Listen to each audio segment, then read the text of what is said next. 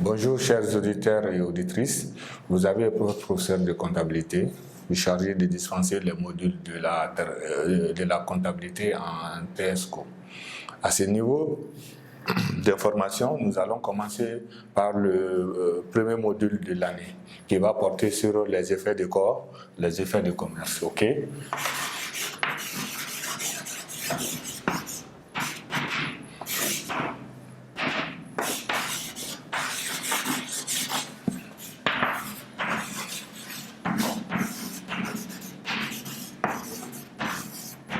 Ok. Mais comme son nom l'indique, les effets de commerce. Dans cette partie de la leçon, vous allez voir qu'on va évoluer dans le domaine du commerce. Mais il est très difficile de pouvoir évoluer avec les effets de commerce sans pour autant faire des rappels sur les notions comptables de base, c'est-à-dire les leçons dont vous avez eu à voir en classe inférieure, c'est-à-dire celle de la 10e année. Donc parmi ces leçons-là, il y a certaines qui sont indispensables vraiment pour la tenue des effets de commerce. Parmi ceux-là, donc on va essayer de négocier ces notions de rappel ça ensemble, ok? À ce niveau ici, je vais noter en grand 1, ok?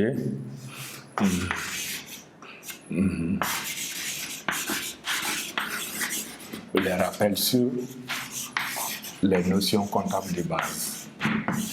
Les notions comptables de base.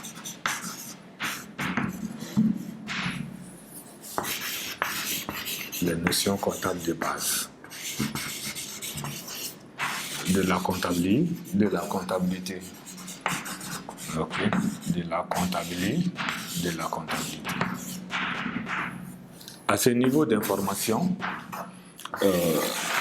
nous allons voir en premier lieu, très généralement, le journal. Vous avez vu qu'en classe de 11e année, que le journal est un document comptable dont la tenue est obligatoire. Ok? Donc, il se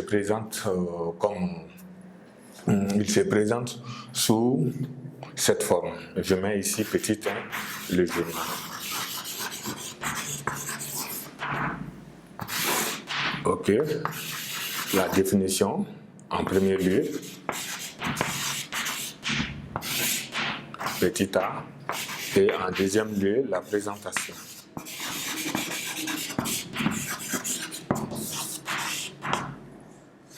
En ce qui est la définition, nous allons dire que le journal est un document comptable qui se présente en blanc, sans rature ni altération, et de façon chronologique en donnant des informations relatives à chaque opération. À ce niveau, nous allons voir le journal peut-être avant la réforme et le journal après la réforme. La comptabilité est une discipline aussi socio-économique, qui est une discipline qui évolue avec les réalités socio-économiques. À ce niveau d'information, nous avons vu que la récente réforme de la comptabilité a eu lieu en 1er janvier 2017, adoptée par les pays de l'UEMOA et mise en application au Mali à partir du 1er janvier 2018. À ce niveau-là, bien avant la réforme, le journal se présentait ainsi. Ok. Avant la réforme,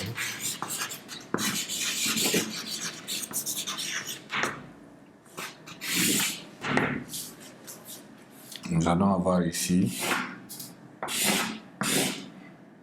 ok, le numéro de compte, ok, débit et crédit. Nous allons avoir ici date et libellé,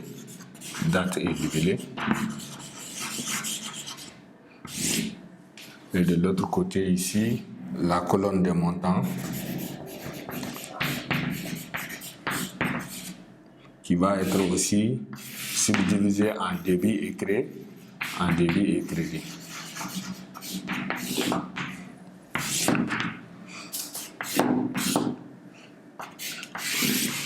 Voici comment le journal se présentait avant la réforme.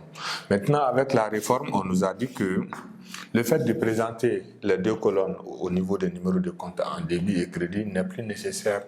Dévoiler directement avec une seule colonne, c'est-à-dire une seule colonne pour les numéros de compte, mais la colonne portant sur le montant va être maintenue en termes de débit et crédit. À cet effet, nous allons avoir ici le journal après la réforme.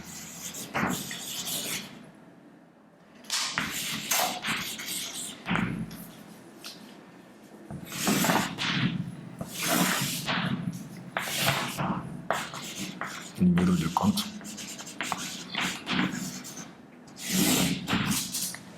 Date et libellé.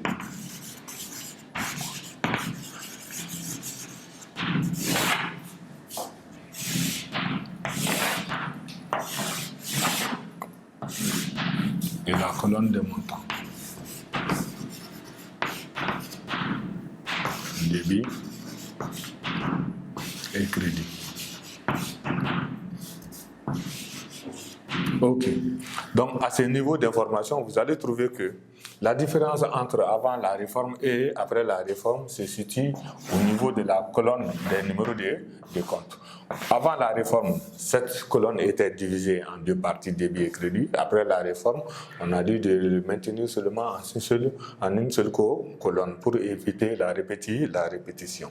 Donc, à ce niveau de la présence de rappel sur le journal, vous devez être en mesure d'adopter les exigences de la réforme parce que nous sommes dans un nouveau dynamique, c'est-à-dire après la réforme. Ça, c'était des notions de rappel avec le journal, qui est un document comptable dont la tenue est obligatoire pour le comptable. Okay?